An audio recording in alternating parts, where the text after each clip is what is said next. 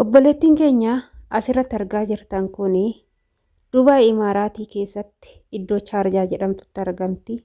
Akkuma nama kamittuu Dubaay keessa kan hojjettu yoo taatu iqaamaa maleedha kan jiraattu. Nama tokkotti paaspoortii na baasii iqaamaa na hojjechiisi jechuudhaan qarshii biyya Dubaayii birrii 10,000 diinaara 10,000 itti kennite jechuudha gillasabii tokkotti. Kan qarshii kana fudhate garuu qarshii kana fudhatee bilbila ishee ofirraa bulookkii godhee ishee sirooman dubbisu. Ishee sa'aatii kanatti du'aaf jireenya jidduu jirti. Baay'ee waan garaa nama nyaatu, baay'ee waan nama gaddisiisudha jechuudha. Ashama harka fuune kabajamtootaaf daawwattoota hordoftoota keenya nageenyi koo kan jaalalaa fi kabajaa bakkaa fi lafa jirtanitti isiniif haa baay'atu. Anis obboleettiin keessan bakkaa fi lafa jirutti Waaqayyoof galannaa ga'u nagaa fayyaa kootidha. Isinis akka nagaa fayyaa naaf taatan Waaqayyo irraa abdii guddaan qaba. Egaa akkuma jalqaba irratti argitaasanii jechuudha obboleettii keenya. Akkuma nama kamittuu biyya Arabaa keessatti biyya Dubaay Imaaraatii iddoo Chaarjaa jedhamtutti kan argamtu yoo ta'u, akka nama kamittuu nan hojjetadha nan dalagadha jettee seerri Dubaay haaraa ba'e kana ni beektu hundi keessanuyyuu jechuudha. Isarratti nama tokkotti maal goote paaspoortii na baasii iqaamaa hojjechiifadhaa jettee birrii biyya Dubaay 10,000 itti kennite jechuudha. Inni siifan hojjechiisa jedheeti maallaqa kana kan irraa fuudhe garuu maallaqa kanas hin arganne wanti hojjechiifame hin jiru jechuudha. Amma du'aa fi jireenya jidduu jirti jechuudha obboleettiin kun.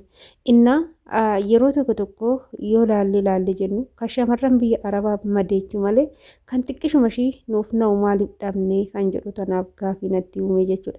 Ijoollee baay'ee zim jettanii warroonni ala hojjettan keessatti warroonni paaspoortii hin qabne namni tokko paaspoortii siifan baasaa akkas nan godha jedhee isinitti yoo fakkeesse oluma kaaftanii maallaqa keessan hin kenninaa jechuudha. Yoo danda'ama ta'e maallaqa isaatii isinii hojjechiisee gaafa isinii fide san isin immoo kennaa malee maallaqa harkaa qabdan zim jettanii nama amanuuf hin baay'isina. Shamarran biyya Arabaa kan miidhamaa jirru nama amanuudha jechuudha. Sirriitti nama amanna maal akka ta'e hin beeku.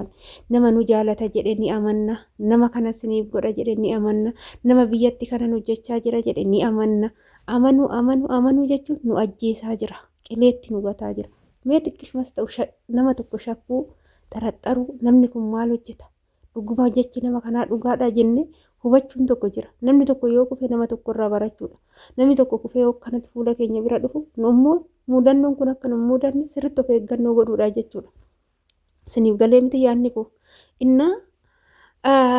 Dhugaa dubbachuudhaaf maallaqni birriin 10,000 kun akkamitti akka dhufu ni beektu. Gubata guyyaa meeqaa? Gubata ji'a meeqaa?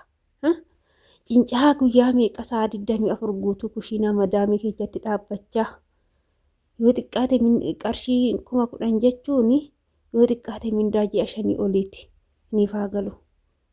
Mindaa ji'a namni hojjetama biyya Dubaay baay'een isaanii 500,000 700 jechuudha herreegaa. Ji'a 5 ol naannoo ji'a 6 gubatteeti jechuudha maallaqa kana kaffiddu. Garuu namni tokko akkuma salphaatti akkuma nama kunoo biyyee lafaa haranii yookaan immoo baargamoo kulanii baala malammalanii olirra godhanii akkasitti gaafa namarraa fudhatee takkaa bulookkii bilbila irraa nama godhee takkaa immoo iyyuu nama jalaa dubbachuu didee nama ifatu gaafa maallaqni sun harka ga'e maaliif dhugaa rabbi ani homaan jedhu namni shamara biyya Arabaa boochise namni yemadaam qimamii boochise bara jireenya isaa Waaqayyoon akka boo'ichaatti haa jijjiiruuf dhugaan sinitti maali. Namni dafqa shamarran biyya Arabaa nyaate jireenya isaa akka dhiiga namaa nyaatetti Waaqayyo haa kennuuf. Dhaabbataan isaa gubu Waaqayyo dhugaa rabbi isiniin jedha nan gubadhee dhugaa. Maaliif gubaa keenyan beeka waan ta'eef akkamitti akka hojjennee maallaqa kana finnu nan beeka waan ta'eef. Niif galee maali har'a obboleettiin keenya kun mana yaalaa kanatti kufte innuu gaafa ishee kana argu maaltu itti dhagahama?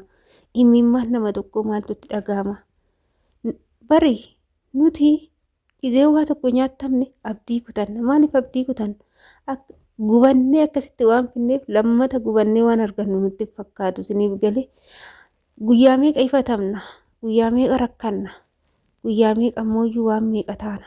Isiniif galaame onni kun? Kanaaf yaa obboloota koo adaraa isiniin jedhaani waan biraa isiniin hin jedhu adaraa isiniin jedha. Maaliif nama hunda amanuun guddisina. Bakka nama amanuu hin baay'isina. Adaraa nama amanuun sinitti hafu. Waa hunda keechaa jechuudha. Siniif galee miti. Kanaafi zim jettanii nama tokko waan tokko siniif hin godha yoo jedhan kanumarra maallaqa kana biyyatti ergattanii jechuudha. Harka kennattanii hidhamtanii biyyatti galuu sinii wayya.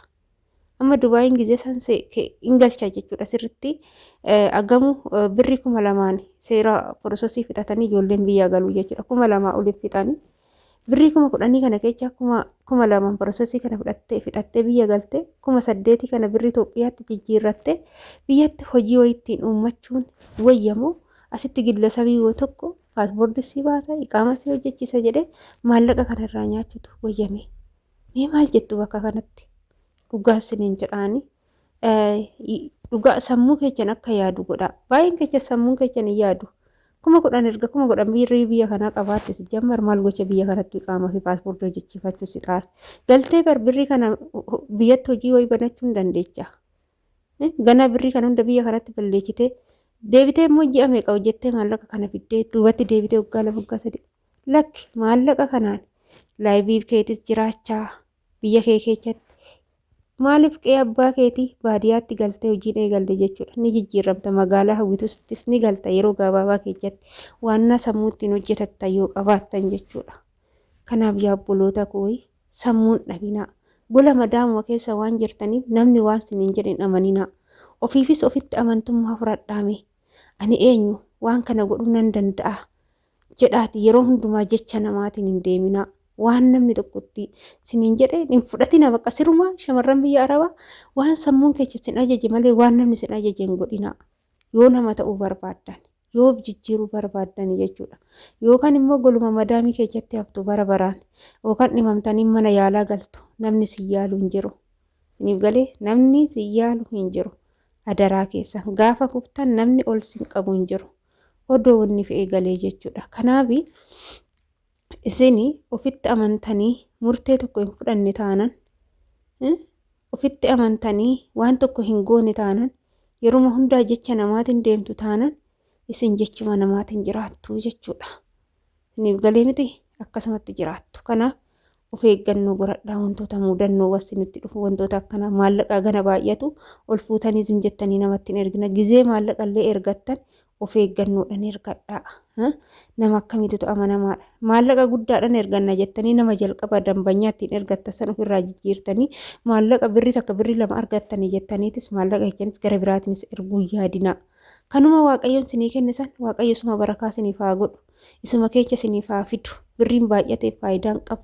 Siniif galee baay'ateef faayidaan qabu. Xiqqaa keessa waaqayyoo namaa fide baay'ee namaa ta'a. Guddaa namaa ta'a jechuudha. Kanaaf adaraa keechan obboloota koo akkamitti akka jiraachaa jirtan akkamitti akka gola ormaa keessatti ifatamaa jirtan sirriitti beekaa. Neeraan takka yoo badde siraata malee sin jalaa badde sin gubuu qabdi. Maaliif gubattanii fidaa jirtu? Fincooftanii faanni keenya nu gubate anamma faana kiyyaan dhaabbachuu dadhabee galgala gizeen kutaa kiyya galu ijoollee mataan kiyya akka biddaatti na boba'a. Lunni kiyya harka biddaatti na boba'a. Harki kiyya narraa laafsha'ee jechuudha. Gizee qorraa kana fa'a. Qorra kana keessa gizeen hojjedhu maanatti fakkaatu jechuudha. Homtuu natti hin dhaga'amu. Garuu gaafan dalagaa saffixee gadi taa'e qaamni kiyya hundi qorra natti naqee akka waan na hollachiisu bakka waan na godhu yoo hin beeku akka waan na ho'isu jaratti yoo himne immoo nuuf hin dhaga'an jechuudha. Isaan gaafa ofii dhimaman malee gaafa nu dhimamne soban hin jedhu waan ta'eef kiniinuma ofii isaaniitti nyaatan nutti guuru waan ta'eef kanaaf yaa obboloota koo dhimamtan nama nu yaaluu hin qabnu. Dadhabnu nama nuuf na hin qabnu. Beelofnu nama nuuf yaaduu hin qabnu. Adaraa of eeggannoo keessan godhadhaa siniin jechuun an obboleettii keechan hafe irraa jechuudha. Kana fakkaata viidiyoon kiyyaa irraa jechuudha. Adaraa of eeggannoo godhadhaa obboloota koo fayyaa sin dhabinaa maallaqa sin dhabinaa maallaqa keechan abbuma argitanitti ergitanii booda dhibeerra hin bu'inaa of eeggannoo godhadhaa siniin jedha. Viidiyoo kiyya immoo asumarraa nan goolaba. Obboleettii keenya immoo waaqayyo rizqii kee dafqa keessiif haa barbaadu. Waaqayyo dafqa keessiif barbaadee bakka kanaa siif haa baasuun jedha. Waan hojiin tuttaniif galatoomaa. Baay'ee.